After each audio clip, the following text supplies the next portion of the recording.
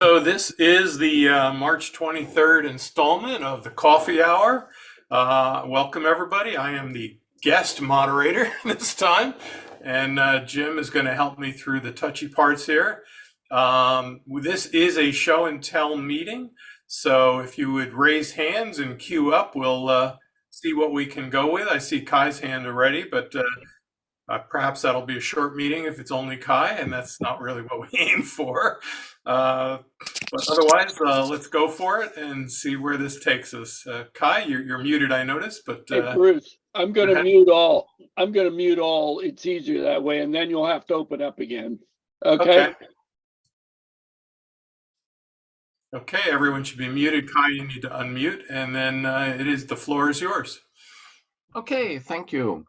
I missed last week's morning coffee hour because you are only 5 hours ahead at the moment, not 6 hours as I thought.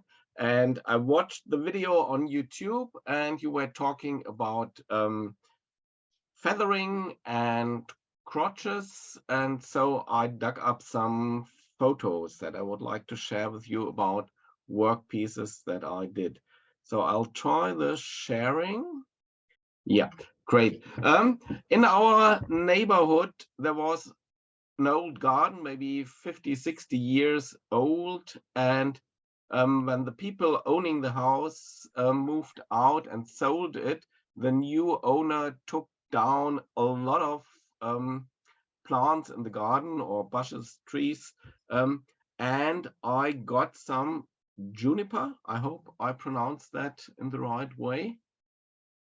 So that's what it looks like. It doesn't grow very high, and it's a garden thing in Germany. So let me just see where I can go on. Yeah. And that's what I got out of one piece.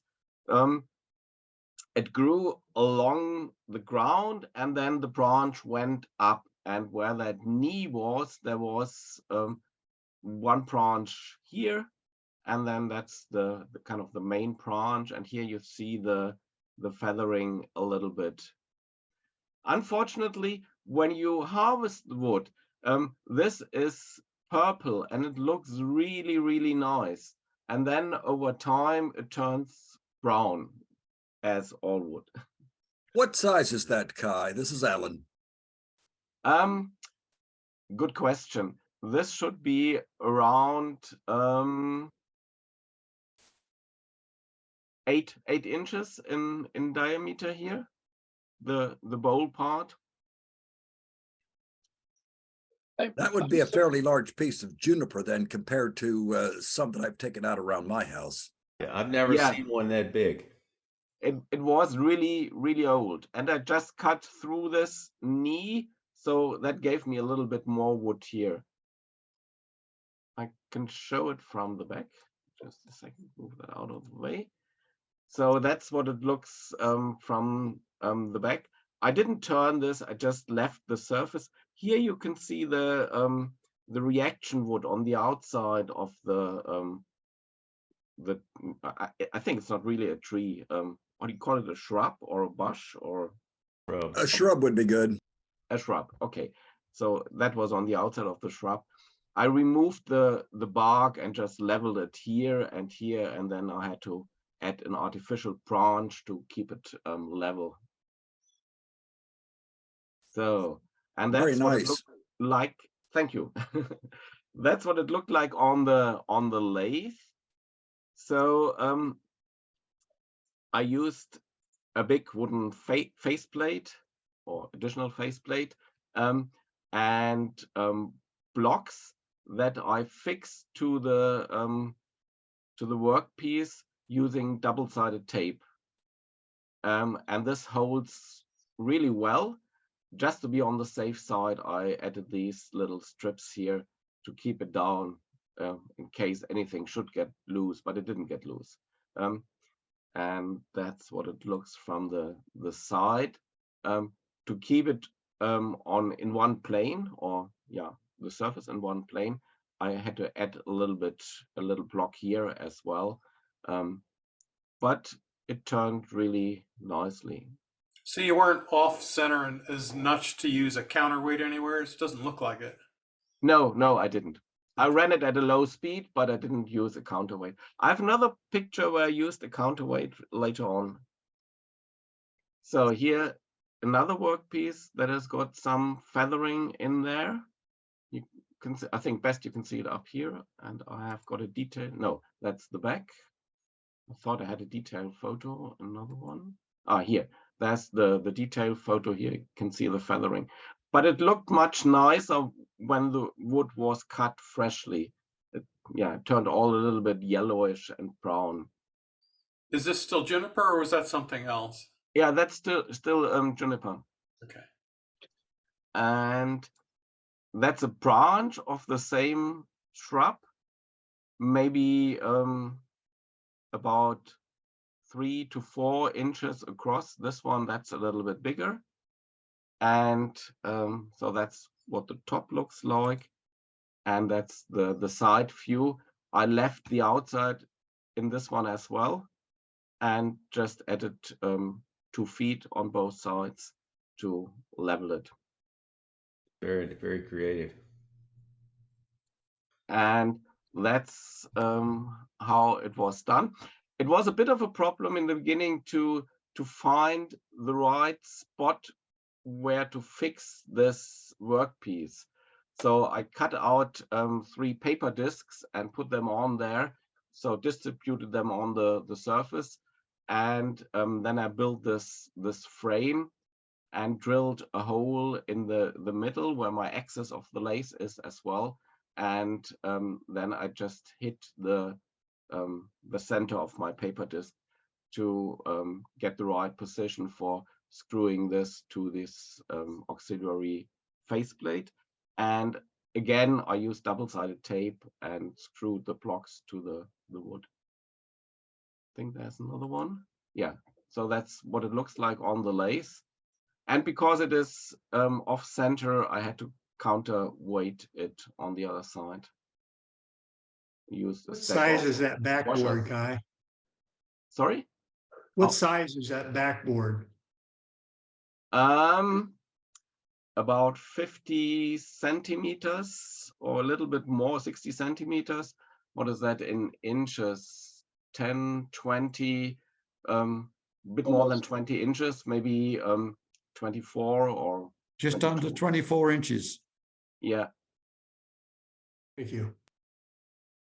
Okay. But I with like the your counterweight, counterbalance. yeah, with counterbalancing and running it at a low speed, it was okay for turning. Kai, on the flat part of the surface there, how did you smooth that out? Did you do that with a hand plane or? No, I've got a planer and I just pushed it over the planer. Did you build a fixture then to hold it? Sorry? Did you Could you say build a that again? fixture to hold the block of wood in place when you ran through the planer? So I hope I understood that right. This surface you're asking about? Yes. Yeah, that is planed. And then Plane before you turned it, right? Is that what you're yes, saying? yes. I pushed it over the electric planer. And then I added these blocks here to keep it in position with double-sided tape and these kind of safety strips as well. And that when you say planer, are you referring to what we would say a jointer? Yeah, yeah, a jointer. Sorry. Thank you.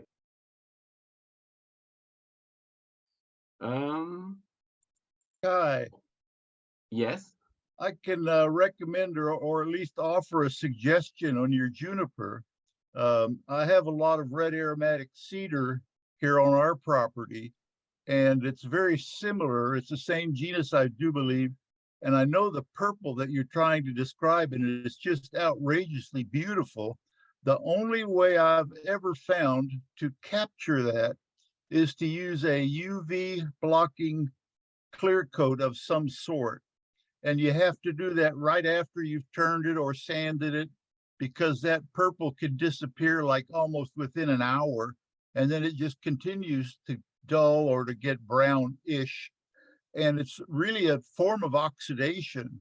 So if you can buy a UV ultraviolet protecting coating, like a marine varnish or an automotive clear coat is what I use, it blocks the UV and doesn't allow it to leach out or oxidize. So it's just like sunscreen for wood. That's one way to think of it. I hope that helps, Kai.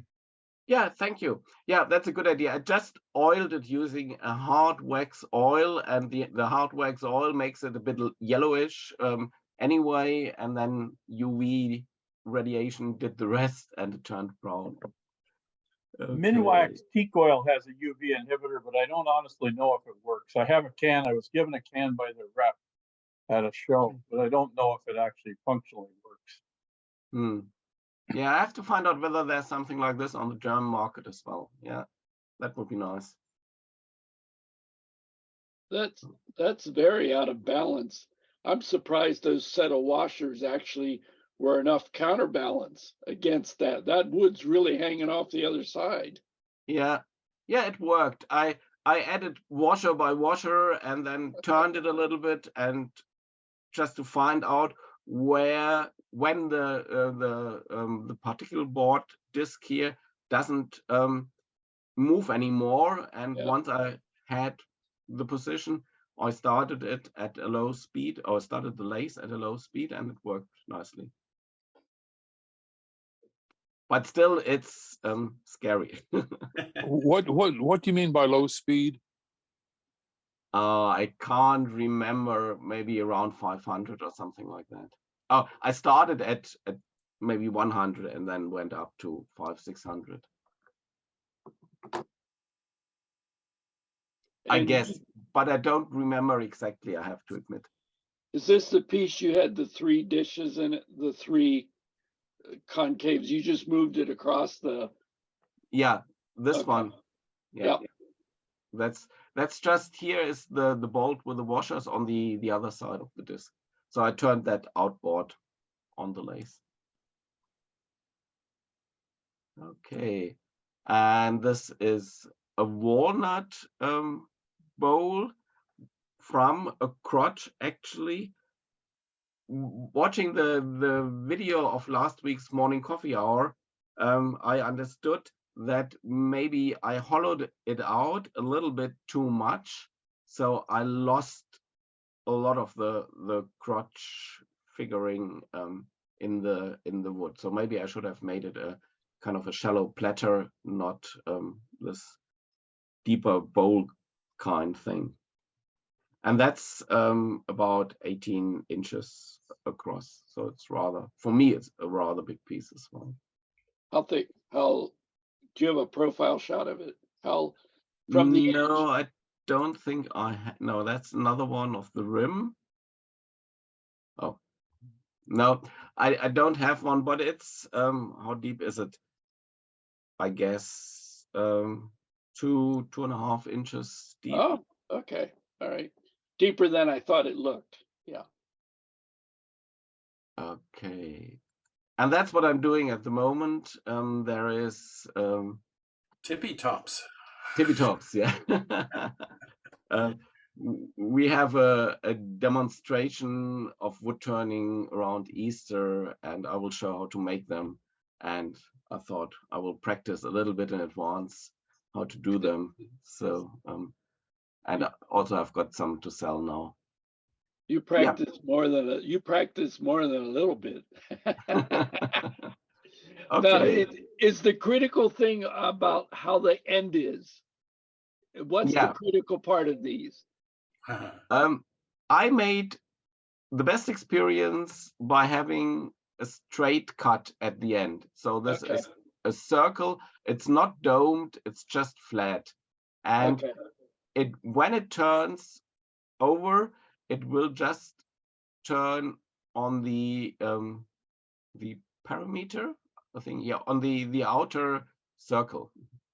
So it won't turn on the middle like an ordinary top that turns on the point, it will kind of rotate around the around this circle. So yeah, that works best. Domed or a little bit oval or domed works as well, but for me these work better. Okay, but that's Sometime another. we could have a whole talk on this. Yeah. Yeah. Okay, so I'll stop that. Thank you. I've yet to find a way to reproducibly make those, but I do know one of the keys is to get the center of gravity below the center there. I think that's what makes it flip. But yeah, if that's interesting, I can show. I have some photos how to make them. I can show them maybe another time. that would be great. I would like to see the process more in detail too. So thank you. Yeah, okay. I also appreciated the discussion about purple in woods. And I couldn't see who chimed in about cedar, but I just a couple weeks ago did a piece of cedar that had all kinds of purple in it. But as soon as I put the oil on it, the purple went away. So I have a funny feeling it's more than just UV oxidation. There may be a chemical interaction with the oil as well that causes some of that purple to go away. But I don't know. But I was surprised and disappointed, obviously, that the purple went away immediately. Yeah. All right, let's move on to Toby. Thank you, Kai. But Yeah, you raise an interesting point with new finishes on new woods is don't take your piece and try something new. Practice on some scraps to get a feel for how the finish is going to look on that particular species of wood. Yeah, that is really good advice, Mike. All right, are we still? Okay, I can remove Kai's spotlight. Toby, go ahead. All right, I have a few pieces I've made recently I want to share. And I guess it's this one. There we go. So this is a piece of elm burl that it's all ready to be dyed, but I decided to bleach it first. So I bleached it. This is another piece from a different side. Bleached it first, and then I added dye to it, and it turned out like this. What do you use for bleach, Toby? Hydrogen peroxide and sodium hydroxide mixed in some water. Oh, so bleach and hydrogen peroxide. Okay. Yeah, the sodium hydroxide is like Drano. It's a drain cleaner. Have you ever tried oxalic acid? No, I haven't. From what I read, and I think I got it from an article in American Woodturner. So maybe I heard you wrong the first time. So you don't use bleach at all. It's sodium hydroxide and peroxide. Yeah, the hydrogen peroxide is the pool strength. It's 27% peroxide. The stuff you buy in the drugstore is 2%. So it makes a big difference. Yes. And you don't want to get it on your hands. You'll turn white immediately. All right, thank you. Someone told me that. Oh, so here's another side of. This is the elm burl, natural edges. I like doing natural edge. That's kind of my style. Oh, and here's one that's not. This is a cherry burl, and this is a little container. I put a strip of walnut here and matching walnut for the finial on top. There it is laying down with the top open. This is another piece of, this is maple burl. This one I also bleached first, and I used a turquoise dye on it. The natural edge also. Why would you use a bleach? It removes the natural color in the wood. It doesn't affect then the color that you, as much, the color that you add to it. So you get a blank canvas, in other words, when you start dyeing it. Depending on how much bleach you use, yes. See, it still has the brown going down through here, which I kind of like. I don't want to make it completely because I like the interaction between the colors. Yeah. So Toby, I think that's because you're using transparent dyes, right? I mean, that's the key here. Right. Well, dye is, it's supposed to be transparent. Otherwise, why you just put paint on it? And what do you do to the edge to keep the color from bleeding over into the edge? I just don't put any color on. I kind of use the side. Fair enough. I kind of use the side of the brush and just go up to the edge here rather than the tips of the brush. I use the side and just go up across here and don't go over the lip. Are you doing this on the lathe or off the lathe? Off the lathe, Oh. yeah. It's already sanded, and sometimes I'll raise the grain and then scrub it down a little bit before I put the dye on. Toby, have you sanded, to what degree have you sanded, or how smooth is it at the point where you apply the dye? Almost all my pieces I do to 320. That's as far as I go. Once you put a gloss finish over top of it, you really can't, doesn't matter how high you go on the grits, you can't notice the difference. Then you use alcohol-based dye? I use trans tint dye, but you can mix it with alcohol or water. I generally just use water. The alcohol, it evaporates quickly. So by the time if you have a large piece where you started putting the dye on, by the time you get to around the whole piece, the alcohol has evaporated and now your color is more concentrated. So it doesn't look as the same when you try to match up your start from your finish. Whereas water takes a long time and it looks the same. Toby, do you ever bleach it first?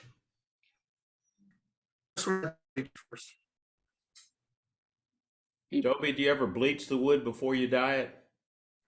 That's what he's talking about, right? Yeah, this one here I did bleach before I dyed it, yes. You're not bleaching after you dye, right? No. Oh, okay. I just want to make sure I understood. Yeah. Yeah, bleach before to get rid of the base color and then add your color on top of it. Here's another piece. I don't think I bleached this one. But this had an interesting coloration around the whole way around the rim there. So I put red dye, just kind of followed along here, the color, and then I put yellow over the whole thing. This piece is fairly small. This is 5 by 2.5. Here's my background picture. Uh-huh. This one, that's neat. yeah, this one I left the natural color in there. I did not bleach this one because I like that band going through there, and I thought, What is that? This is maple burl also. Oh, that is a very neat piece. Yep. Yeah, a little spalting line going around here. So this is going with the feather we were talking about last week. Here's a walnut. This is 12 by 3.5 inches. And I did dye it. You can see a little bit of coloration around here. The dye only affected the sapwood, which you can barely see at this angle. But I used blue dye, and the yellow sapwood kind of made it a sort of greenish turquoise color. But there's lots of feathering going up through here. Have you ever tried to bleach walnut before dyeing it? At least the sapwood?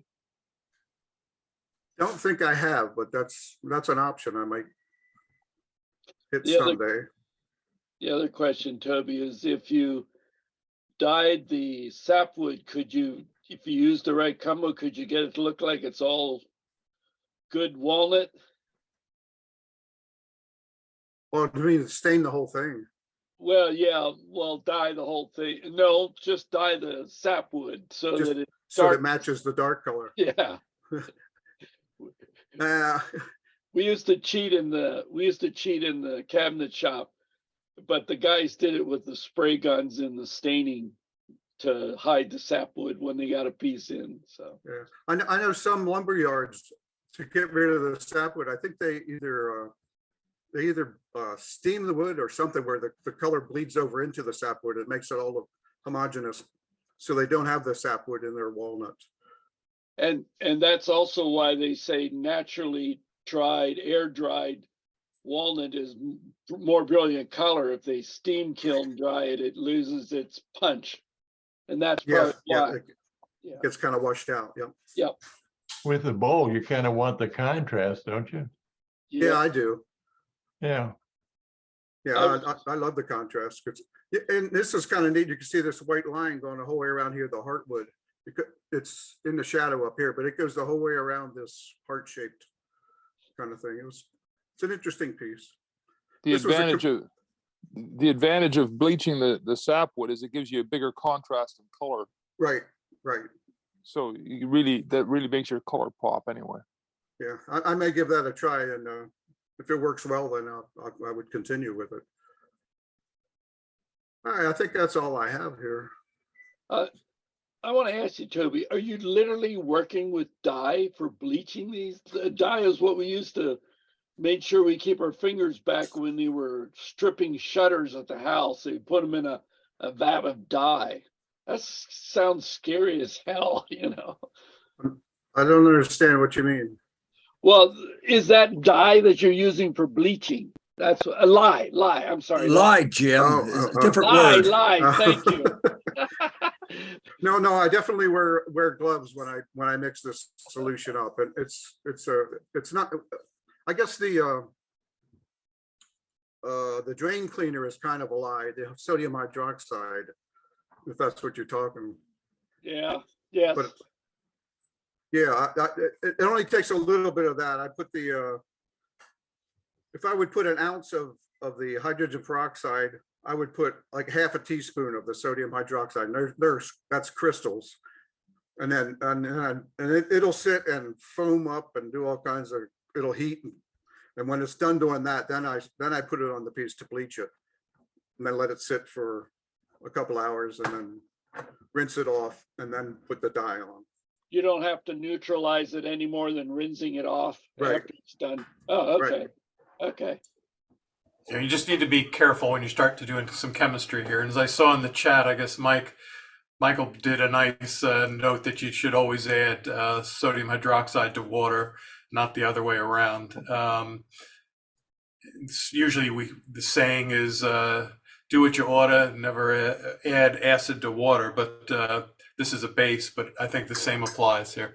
Anyway, thank you. That's really helpful. Randy, I think you're next in the queue. I have either one item or 60 items, depending on what it is. This is what 60 pens look like. Can you? I put up 60 pens. These are all ready to be shipped out.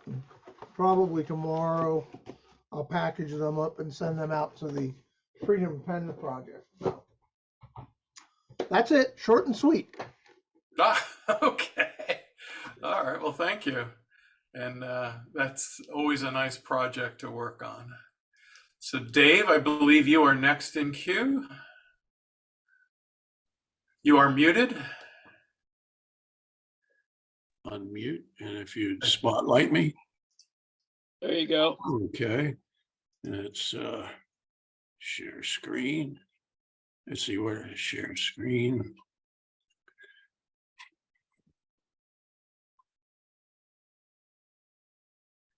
You see that? Yep. Okay. Can you make it larger? Yes, there you go. All right. Well, we've been talking about all the feather and everything, but all the examples that we've seen is the finished product. Well, how do you, for the newer people, maybe they don't know how to cut up a crotch section to actually be able to put it on the lathe. So I thought I'd go through the procedure. So here's a cherry crotch, and this is this Y is this limb was 13 inches. This one was 8, and then 20 inches across at the bottom and 13 and a half high. So this is the prime area. That's the money area right here. Okay, so I put a disc on here just to take a look at things and to lay out to see how I'm going to cut this thing up. So I see that I got a lot of waste up here. So what I did first off is I cut this piece off right here at the pith. So we got a pith here and we got a pith over on this end. So I got half a log section out of here. So I'll get a piece, I'll get a bowl out of that end of it, and then I can deal with the crotch piece here. So here I've cut this off, and that'll become, we'll see that later. That's a natural edge bowl that I made out of this piece.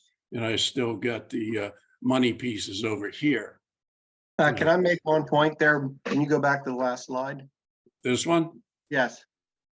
This is Ken Vasko. Yeah. If you noticed on the Y, it's kind of a U shape. It isn't real sharp. I think that's important for new people to understand. If it's real sharp, you're going to get bark inclusions. If it's a U shape like this one is, I think you'll get more. You'll get a better figure. I totally agree, and you'll see that. Yes, thanks, Ken. So what I did, this was anchor sealed. All the ends were, so I wanted to just take a small little cookie cut off of each edge so that I can know exactly where the pith is and if there's any cracking, and so I can lay out my lines here. So here we can see there's a pith on this section on the smaller Y, and a straight line goes over to this point. Well, I've got a larger pith area on this log here. So this is on one side of the pith, and this is on the other side of the pith. So if I cut down through there, I'll still have a little bit of pith area to deal with on the other side of the log. So here I'm just looking at it, evaluating it, and finding out that I have an 18-inch bar on this. I did all this inside, so this is done with an electric chainsaw, and I still don't have enough. I don't want to cut from both sides. I want to make one nice cut down through the middle. So I got to trim this baby up, and I got to take a little bit more off of there so I have enough bar length to do that. And so I didn't want to do this outside. I like to use the electric saw because it has a thinner kerf to the cut.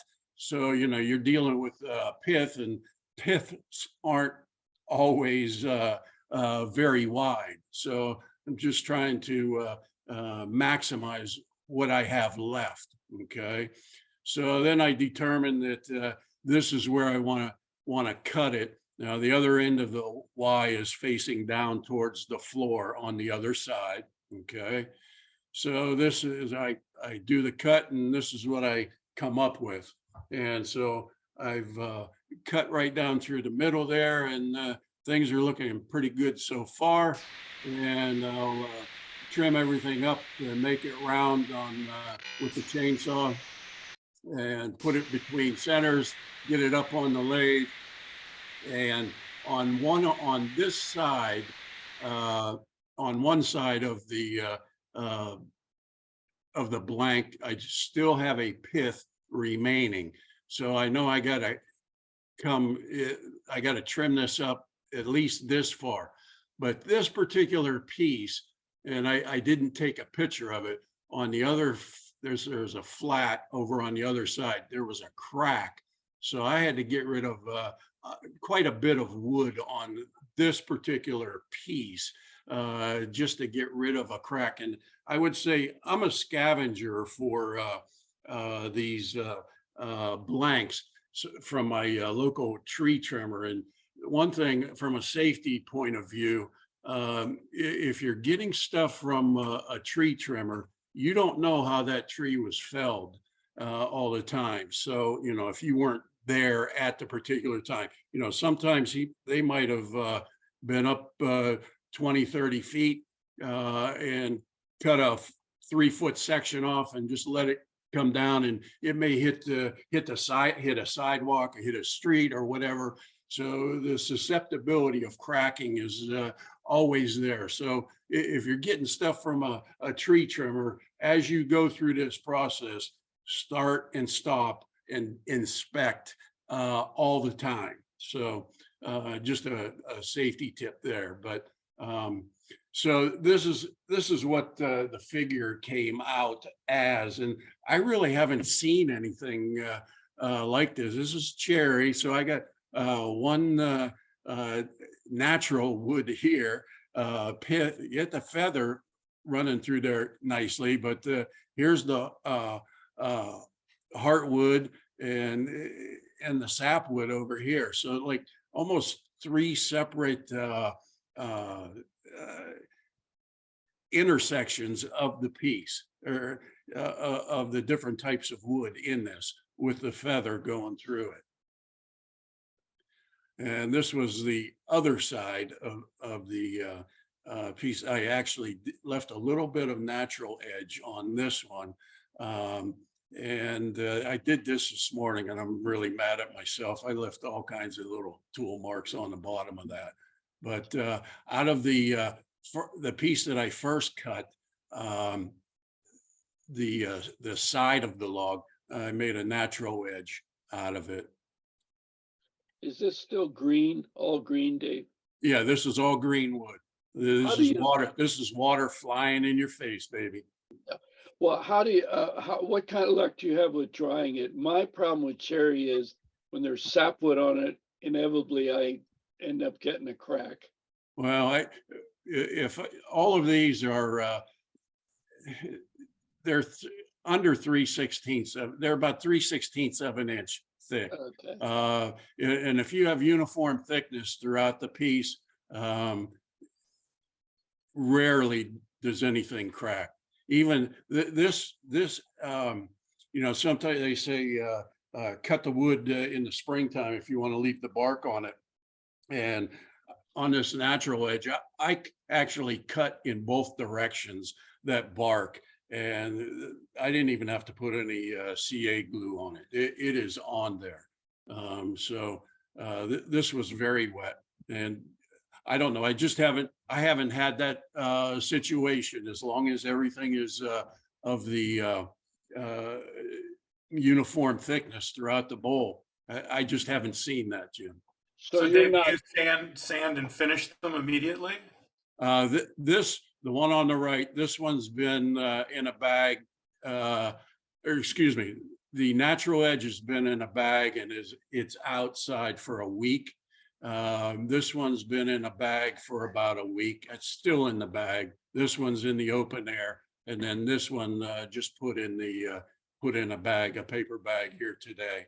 And in a week, 10 days, or I'll change the bag every day or every 2 days, and I'll take it out of the bag in a week or so and let it air dry for another week, and then I'll sand it. I'll actually put these back on the lathe. I'll probably do this one here today or tomorrow. I'll put it on the lathe on a vacuum chuck, and I can spin you know, very slow, 10 RPM. So I can power sand this and be done in 45 minutes to an hour, and it'd be ready for finish. So you've already removed the tenon from these bowls? Yes, there is no tenon on these. They're all finished, top and bottom. They're ready to go. You mentioned one important thing that I found the same thing. You said outside, whatever. I find if I leave things even in bags or coated with sealants, and I leave them in my heated shop, that's the kiss of death. They crack. Well, that's probably my problem. I have a couple pieces in my drying cabinet, and I pulled them out last night, and there were big cracks, but those were going to be twice turned. And I think, Dave, what you're doing here is, I need to learn to do this, is turn real thin when it's green, and then it won't break. And apparently taking the tenon off helps also, because that's a thicker piece at the bottom, right? Yes, correct. Does anyone find that I take the bowls that are twice turned, I coat them in a sealant, and I put them in my unheated garage, and I find that is a world of difference from ever letting them be in the shop when they got a lot of water in them. Is anyone using desiccant? No. Apparently it's a rage right now, but no. Yeah. I've used desiccant a little bit, and I just put one bowl in yesterday. I'm going to be taking it out and seeing how it came out. The desiccant worked pretty good on the previous I did several months ago. I got a little bit of cracking, but minimal. Yeah, I've been using desiccant now for a couple of years. And what I'll do is I'll coat the outside with something to seal it. Don't put anything on the inside. Embed it in desiccant and let it dry in the desiccant for a few days. Then I'll throw it into my light bulb kiln kind of thing and let it dry that way. And I don't have many problems at all. So I was just wondering if anyone else is using desiccant. And then of course, I use the microwave for 30 seconds to a minute initially, and that's to kill any critters that might be living in the wood.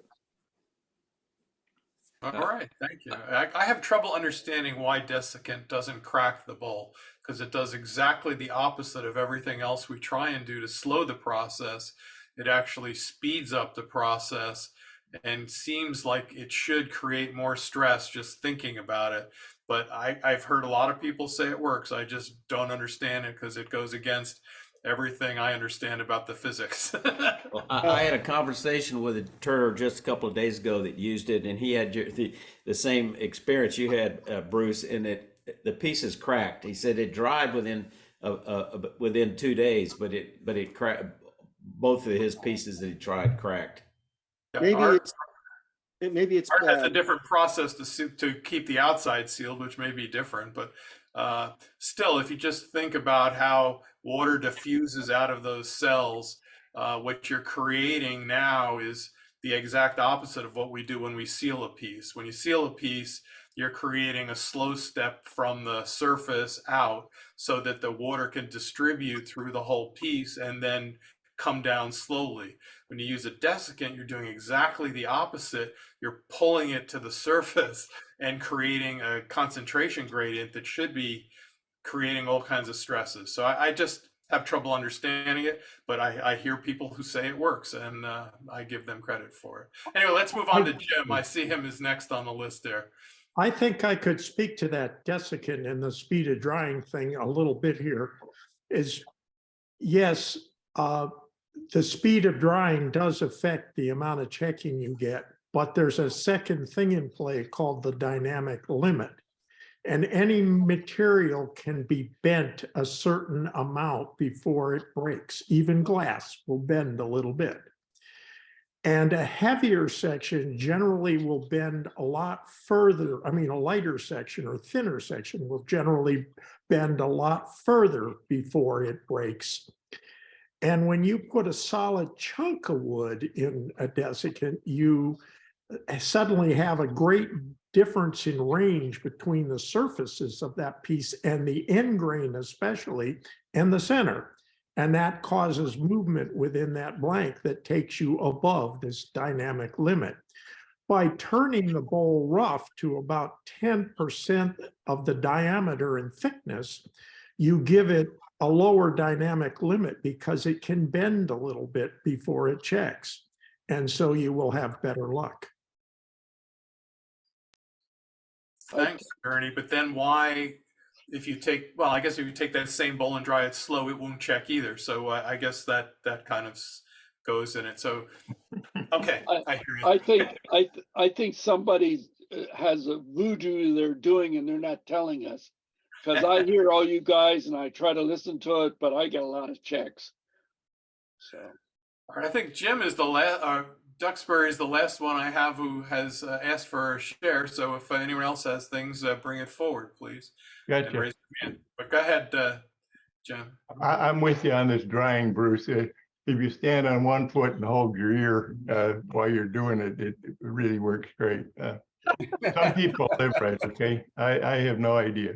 If I put a piece, no matter how I turn it, if I put a piece of the pith in it, it breaks. I don't care what you do with it. But anyway, on a couple of the other sites, people have been hurt, talking about being hurt on the bandsaw. And I thought I'd present this. This is on the side of my bandsaw, I have a wooden push stick. There's a piece of tubing screwed on here. This is just PVC tubing. And this is a turn push stick that's sculpted on the side. This is the second one. I've cut many push sticks. I just saw one website, a woman cut the back of her hand pretty bad. She slipped, she was pushing with one hand and the other hand slipped across the piece. This is just a PVC tube with a metal screw into it. I drill holes in my equipment and screw things onto it. But anyway, right next to the on-off switch up here is a push stick, and it's used many times. It's got all kinds of nicks in it. I can't believe this darn thing won't. What's the brush all about? The brush also hangs on the side of the bandsaw, along with the miter gauge. And above that is a spacer that I use around the blade. If you ever cut like a bread knife or something, a long thin thing with a turned handle on it, you can't lay that on the bandsaw. But I don't show that here. This is the on-off switch, which you can see the push stick hangs right next to it. Above here on the inside, that little pilot light, there's a relay inside there. On the other side of this brush is a handy box mounted. So when you turn this 220 on, it turns that relay on, which turns on this, activates this 110 volts on the other side here. So anything I plug into there works. So when I turn the saw on, the light comes on automatically. As I get older, I need light for everything. I can't see anything without a light on it. And then I also, I don't know whether I showed this here. I do a couple of Zoom sites and I forget where I'm at, but this is a turned triangular box. And this is, I started making, this is a similar thing. This is maple block, probably 5 by 5, turned into a ikebana. That's the side of it.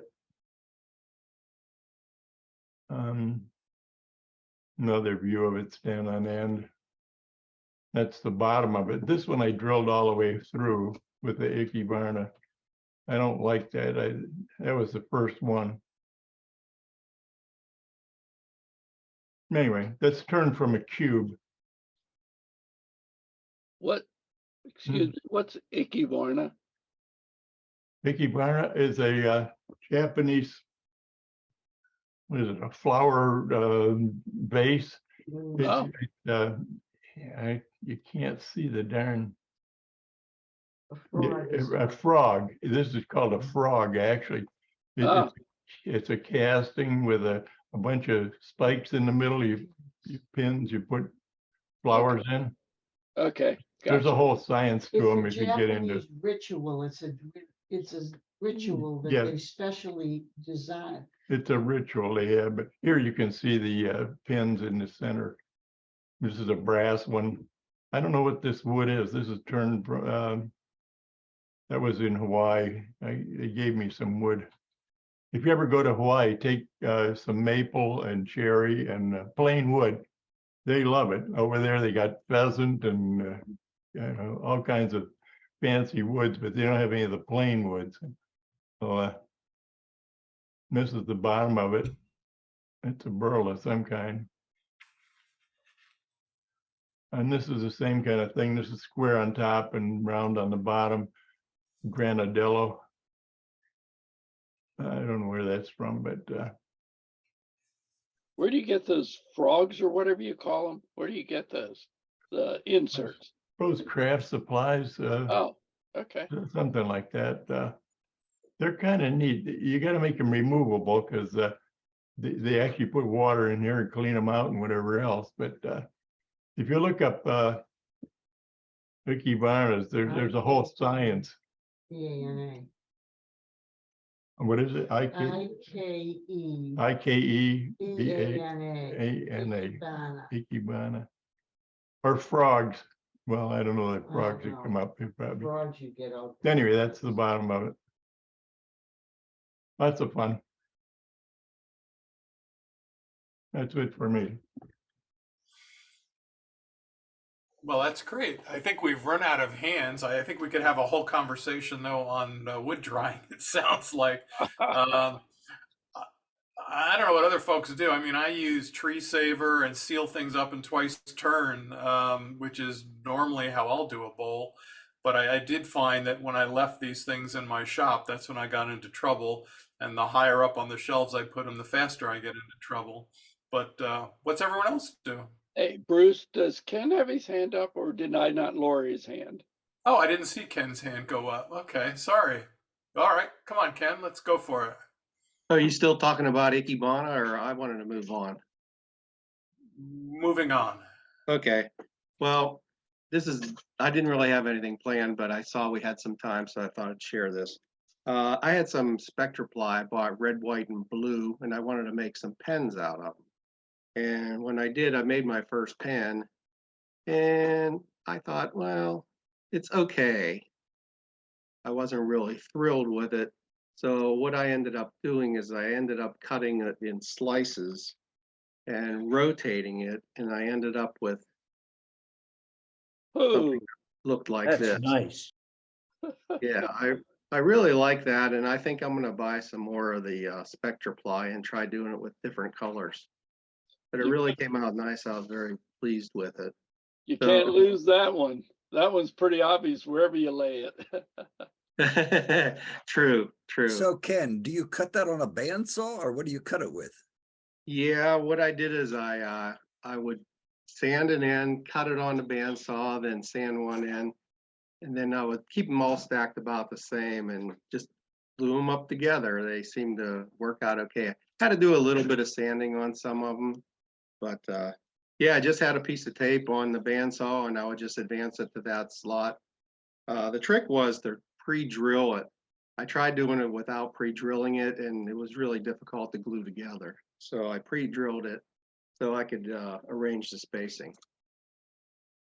I haven't purchased those kinds of materials in a while, but can't you get those like angle laminated so that you would almost get a similar pattern if you just drill through it?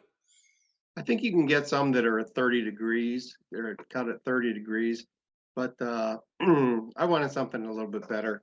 And if you cut, this was only a 3/4 by 3/4 inch blank. So 30 degrees doesn't leave you much material left. Yeah, it's a nice effect you've gotten there. Yeah, just thought it was kind of fun. Thank you. I saw another hand go up and then I thought it went, I just don't see it anymore. That was me, Bruce. That was you, John, yes. I just wanted to say that the AAW has an excellent article from I think it's the spring of 2022 on desiccant. Somebody did a really in-depth study on it and has all sorts of information. And that's why I initially tried it. Very good article. So just physical hands, how many people use desiccant in this group? 1, 2, I see 2. All right. So I guess I use something total. I use a desiccant, but mine's rather creative. Cat litter. Well, that is what cat litter does. I mean, it's a super absorbent of sorts, so I can understand that. I assume you use it after or before the cat uses it, right? Oh no, I have to wait until after they've been used. So oil dry would do the same thing, right? Yes. Yeah.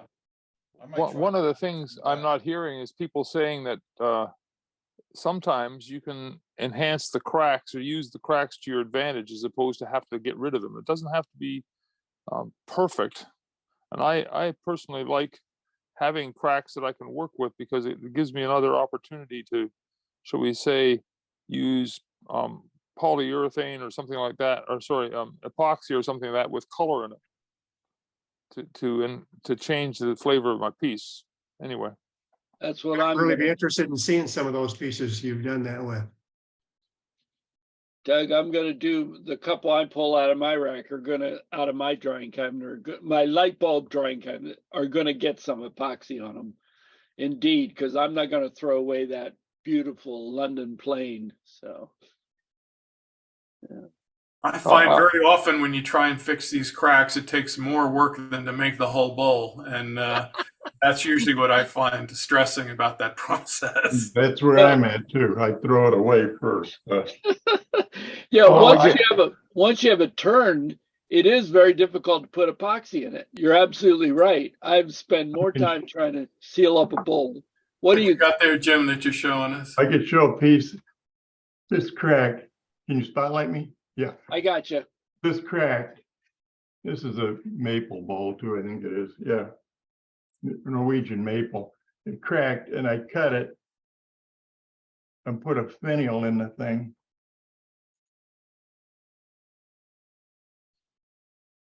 Great enhancement. Oh, I see. So that filled the crack. You cut that piece out. I cut the crack out of it. Yeah. Okay. Jim, it looks like a chainsaw kerf that went too far in. No, I wish it was. I turned the whole thing and it cracked. Another one of these things that, but rather than throw it away, it enhanced it. Some session we're going to have a funnel saver showing time. Going to show how you saved your funnels. Or get ideas how to save a cracked piece you have on hand. Yeah. I could show, if you want to change the subject, I could show one more piece. We got about 2 more minutes, so one piece would probably work. So I'll spotlight it again. This is whoa. This is made from a flat piece of. This is made from a flat piece of wood that was probably poplar. It's probably an inch and almost 2 inches thick, about 18 inches long, and these are bandsaw cuts. When it's in the flat, you cut from one end up to about 2 inches from the other end. And then you turn it around and cut the other way down to about 2 inches. And this whole thing becomes accordion. And when you get all done with that, you sculpt the top of it. And when you open that up and turn it, roll it up, you can glue it together and make a vase out of it. You can make these 5 feet high with no problem at all. I mean, the sky's the limit. I turn the base, and on the inside of this is a cup. This is plastic. It's painted black, a dull black, and it has a masonite ring around it. And on the inside of these things, when I'm sculpting the front of this, I cut a notch in the back. So that ring comes down and snaps into that notch. I'll do an article on this for Wood Turning Magazine one of these days. But it works out really good. It's painted before you roll it up. It's airbrushed, and the inside's painted all black. Dull black covers a lot of sins. I'll tell you, you can do all kind of fun things. Paint it dull black, and it goes away. Okay. That is a beautiful piece. That is a beautiful piece. So thank you. And that brings us right to the top of the hour. And I want to thank everybody for whiling away with us. And next week we'll have John back in his role, and I can sit back and have some fun with you guys. Thanks all. Wood shop. Thank God for wood.